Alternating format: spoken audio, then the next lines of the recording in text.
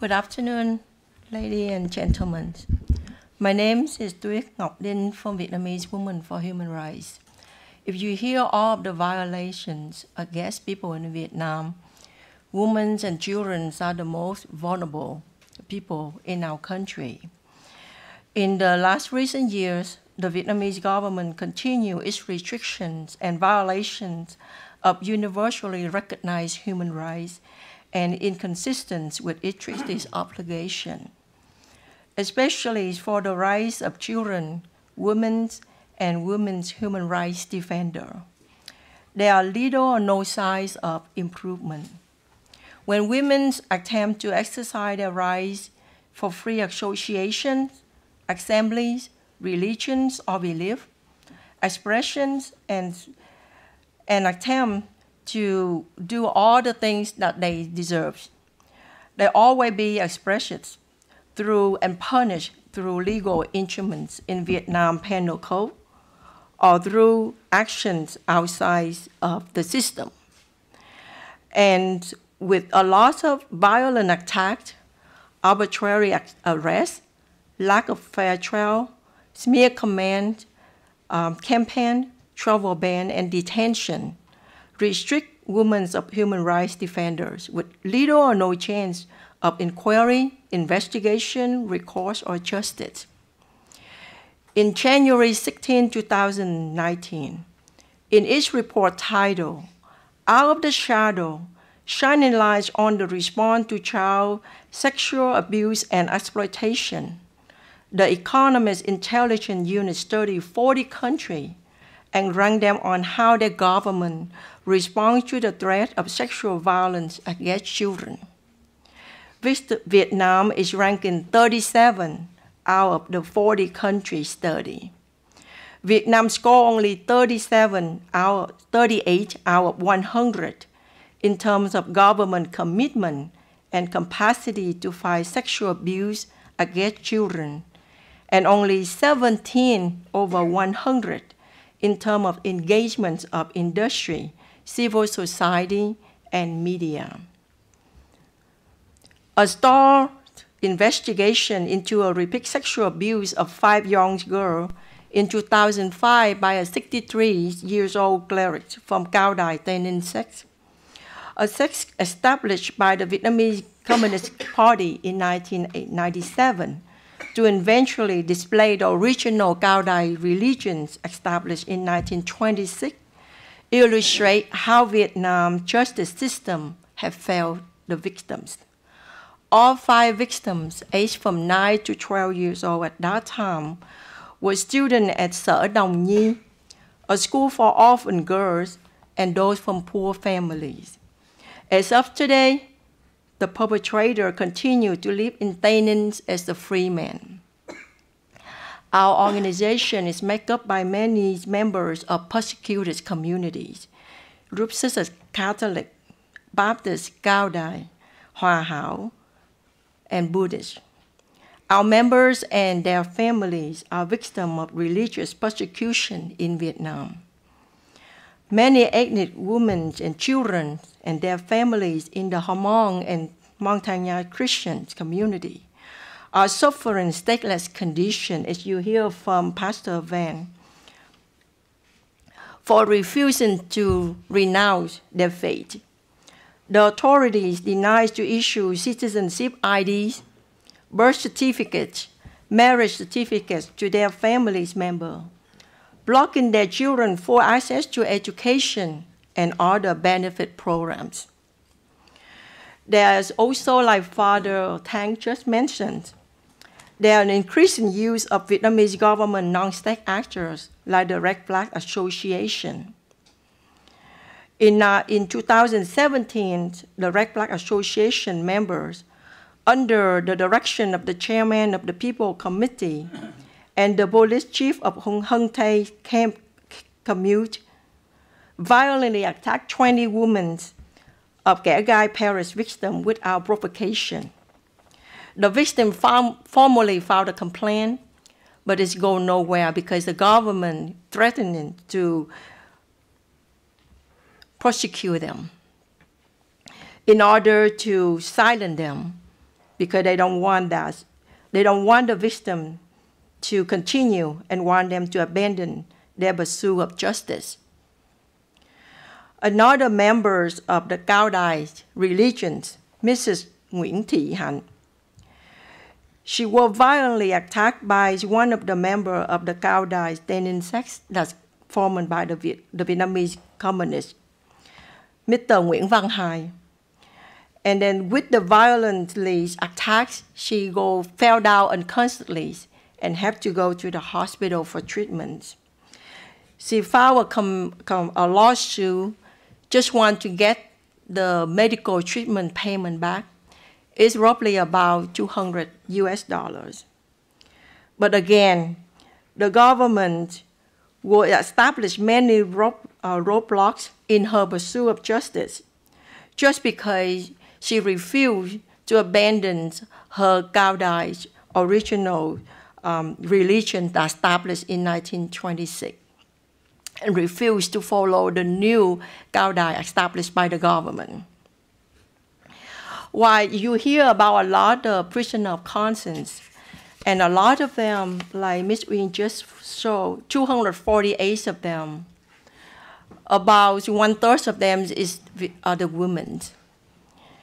But what about the wives of the prisoners of conscience as male, the children of those human rights defenders who serve their life in prisons right now? The Vietnamese government have the practice of detaining political and religious prisoners far away from their home, as mentioned earlier by Ms. Michelle Nguyen. And they also moving the prisoner from one prison to another one without notifying the family. Sometimes it takes them from days to travel from their home to visit their relative. Only know about the conditions of their family member have been transferred to another prison only after they come to visit their relative. Also, when it's very dangerous in Vietnam right now to travel from place to place with a lot of traffic accidents, and with women travel alone to visit their relative or their husbands or their father, it takes a lot of money for the travel expense, time-consuming, and very dangerous trip to visit prisoner. Mrs. Nguyễn Thị Lan, wife of two-time religious prisoner Protestant pastor Nguyễn Trung Tôn, who were arrested in 2017 and sentenced to 12 years in prison in 2018. Ms. Lan is constantly harassed by the local authority and the police. Another example is one of the persons is very dear to our heart, our old member, Mrs. Trần Thị Nga. I personally teach her English, have hear the voice of her two young sons running in the background. She's one of the co-founders of our group, Vietnamese Women for Human Rights.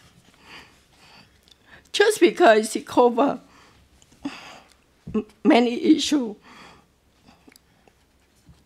includes police brutality, human trafficking, which is she also a member. She also a victim of human trafficking, unlawful land grabbing, labor abuses. She was sentenced to 9 years imprisonment, plus additional 5 years of house arrest after she was convicted under Article 88 of the 1999 Penal Code for spreading anti-state propaganda, only because she posted the video that she made and the article she wrote on the website or online on social media. Trần Thị Nga was transferred by the authority to the Gia Trung prison in Gia Lai province, a distance about 1,000 kilometers from her home in Hà Nam. She was denied the right to receive visitation for her family's members, especially her two sons traveled almost 2 days from her hometown to visit her in her at the prison that she stayed, just because she denied to admit that she commit any crime, and they denied her to see her two young sons. After a lot of advocacy that we have made, they finally let her to see her sons, and after almost more than a year, she finally hugged her two sons and hold them in her arms for only 5 to 10 minutes. Another way that the government harass and punishment common used for women human rights defenders is restriction their free movement, including the restriction within Vietnam and also blocking them international travel. The authority banned many human rights defenders, includes many of our members, Phạm Thanh Nghiên, Huỳnh Thục Vi, Nguyễn Xuân Mai, from traveling abroad. Huỳnh Thục Vi passport were confiscated in 2015. And most recently, only 5 days ago, March 7, 2019, Ms. Bùi Kim Phượng was detained for question for more than 2 hours by the airport security and banned from travel to Europe to advocate for her husband, lawyer Nguyễn Bắc Tuyết, which is the picture that you see it here.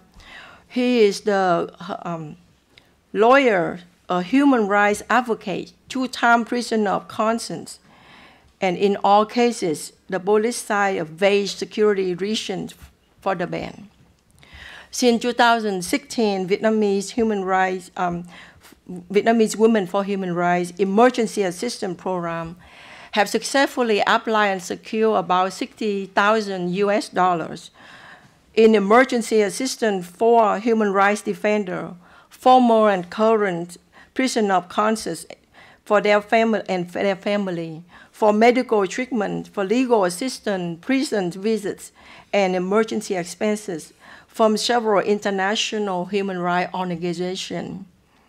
We also provide training and assistance to women from various communities, including the Hmong, the Montagnard, the Catholic communities, the Cao Đài communities, the Hòa Hảo, and the Buddhists as well, in order to help them to develop their capacity to carry out the program for and by themselves in their own communities. We provide laptops and smartphones for key members to support themselves while they conduct their work with their community's members. Vietnamese ethnic children, women human rights defenders, family members of prisoners of conscience, including mothers, wives, and children suffering and struggle are often not known by even domestic or international human rights community.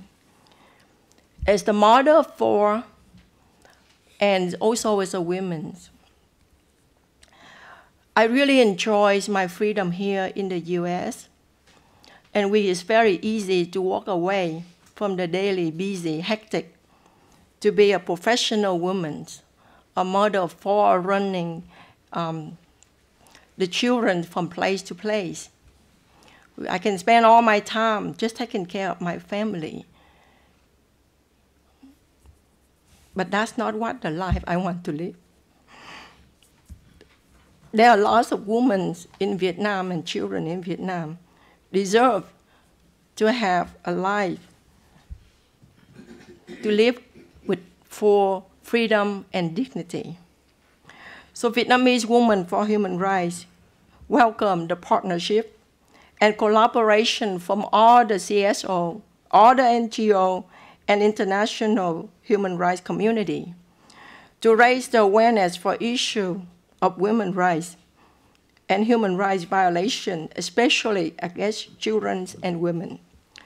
By working together, we can advocate, promote, and protect freedom and dignity for all women and children in Vietnam. Thank you.